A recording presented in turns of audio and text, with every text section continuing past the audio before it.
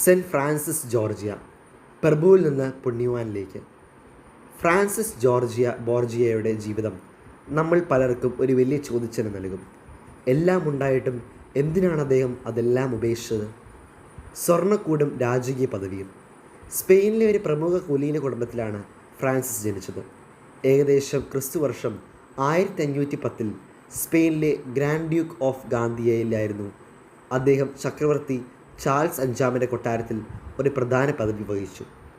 സമ്പത്ത്, അധികാരം, പ്രശസ്തി, അതീവ സുന്ദരിയായ ഭാര്യ എലീനോർ ഡി കാസ്ട്രോ, സന്തോഷകരമായ കുടുംബജീവിതം, ഇതെല്ലാം അദ്ദേഹത്തിനുണ്ടായിരുന്നു. നമ്മൾ സ്വപ്നം കാണുന്ന എല്ലാം ഫ്രാൻസിസിനുണ്ടായിരുന്നു. നിങ്ങളൊരു മികച്ച കരിയറിനോ നല്ല വരുമാനത്തിനോ ആഡംബര ജീവിതത്തിനോ വേണ്ടി പരിശ്രമിക്കുമ്പോൾ ഇതെല്ലാം അദ്ദേഹത്തിന് ജന്മനാ ലഭിച്ചു. എന്നിട്ടും ഈ ജീവിതം അദ്ദേഹത്തിന് തൃപ്തനാക്കിയില്ല. Turning point in his life. ഫ്രാൻസിൻ്റെ ജീവിതത്തിലെ ഏറ്റവും വലിയ വഴിത്തിരിവ് ക്രിസ്തുവർഷം 1539 അദ്ദേഹം സ്പെയിനിലെ ചക്രവർത്തിയുടെ മൃതദേഹം സംസ്കരിക്കാനായി കൊണ്ടുപോകുന്ന സംഘത്തിലെ പ്രധാനിയായിരുന്നു. ചക്രവർത്തിയുടെ മൃതദേഹം തുറന്നപ്പോൾ ആ സൗന്ദര്യമെല്ലാം ക്ഷണനേരം കൊണ്ട് മാറിപ്പോയതായി അദ്ദേഹം കണ്ടു. ഈ അനുഭവം അദ്ദേഹത്തിൻ്റെ ചിന്തകളെ മാറ്റിമറിച്ചു. തൻ്റെ ജീവിതം ദൈവത്തിന് വേണ്ടി പൂർണ്ണമായി സമർപ്പിക്കാൻ അദ്ദേഹം തീരുമാനിച്ചു. എങ്കിലും ഒരുപാട് കാലം അദ്ദേഹം ഒരു തീരുമാനം രഹസ്യമായി വെച്ചു. ക്രിസ്തുവർഷം 1546 അദ്ദേഹത്തിൻ്റെ പ്രിയപ്പെട്ട ഭാര്യ എലീനോർ മരിച്ചു. ഇത് ദൈവത്തിലേക്കുള്ള അദ്ദേഹത്തിൻ്റെ യാത്രയുടെ അവസാന ഘട്ടമായിരുന്നു.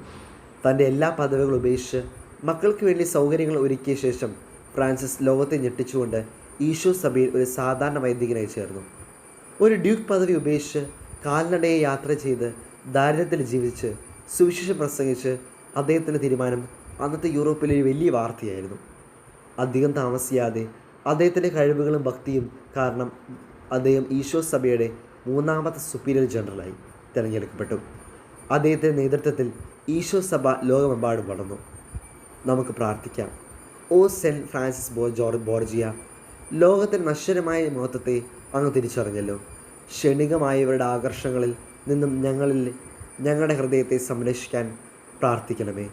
അങ്ങയുടെ മാതൃക പിന്തുടർന്ന് ഞങ്ങളുടെ ജീവിതത്തിലെ എല്ലാ കഴിവുകളും സത്യവും ദൈവമഹത്വവും തേടാൻ ഉപയോഗിക്കാൻ ഞങ്ങളെ സഹായിക്കണമേ. ആമേൻ.